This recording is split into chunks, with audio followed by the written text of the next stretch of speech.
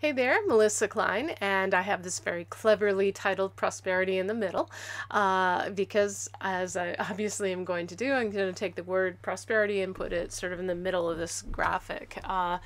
And I'm looking at, PROS, so that's going to divide up evenly with the O and the S on the right side of the center line and the R and the P on the left side. And I'm actually playing around here. I'm getting really happy because I see that the parity part, the P's line up, and that's really kind of cool. I like that a lot.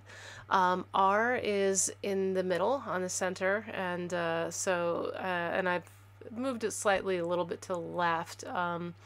And then, I'm also playing around with caps and lower cases. I'm kind of mixing it up.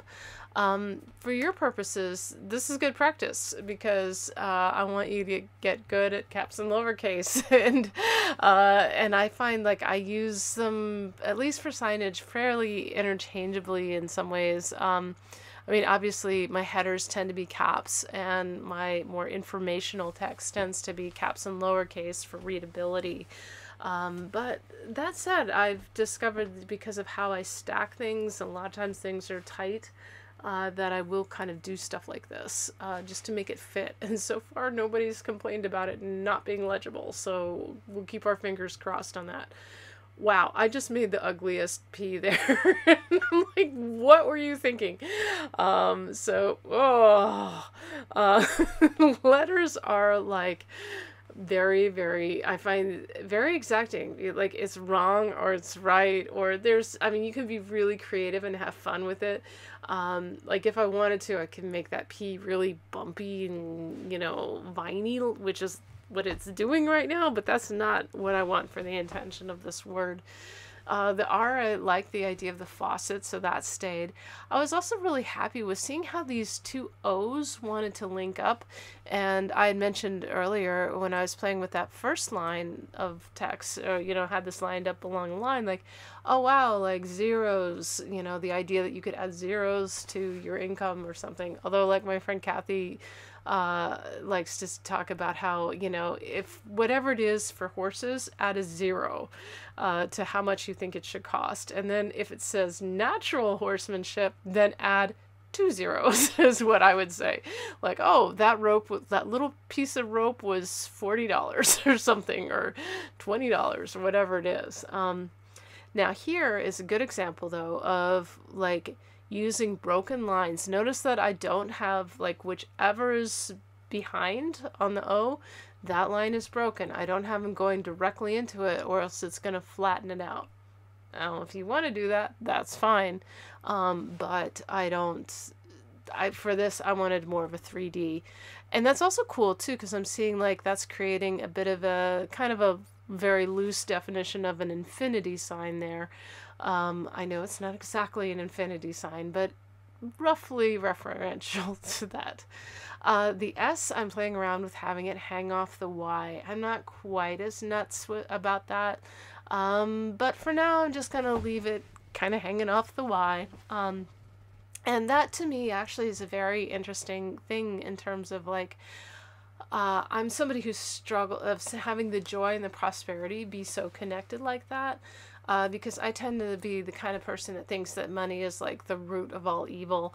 And, I'm like, oh, I don't want to be one of those, nasty people that, like, I kind of have some energy around that. That's why I chose the word prosperity, which is a way to kind of make peace with my relationship with money, because it's a difficult topic for me in a lot of ways. And I don't want to go into the story so much about that. I also like the idea of how that was kind of looking like a tree trunk, and sort of the idea that you could grow things, you could grow a business, you could grow yourself, you could, I love the message that Christine Kane has, my business coach, about how it's to, a business can actually expand your soul, and, how it forces you to learn and grow. And I would say that's definitely been true of my journey with it, and I love it. here I'm finding like that sort of dark line I drew across. I was just noticing the relationship between sort of the top parts of those letters, the PER, and how those kind of line up. They don't always have to line up, but it's nice to be aware. Here I'm revisiting that idea of the T as an axe, because I liked that idea, but I decided visually it just doesn't work. But I still like the idea of the I as like a person, and in particular, I wanted to do a female. Partially because obviously I am female, but also because I feel like women are like the foundation of my business, and a few cool, really cool men. But by and large, my opportunities, whether it's through businesses or commissions or students, have been mostly through women.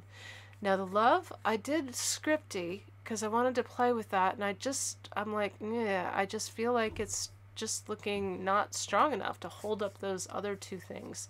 So here I'm just starting to sketch in a more blocky love, and I don't like it, so then I go off and I take a break. And I'll come back with the final frontier, the final conclusion. Thank you so much for watching.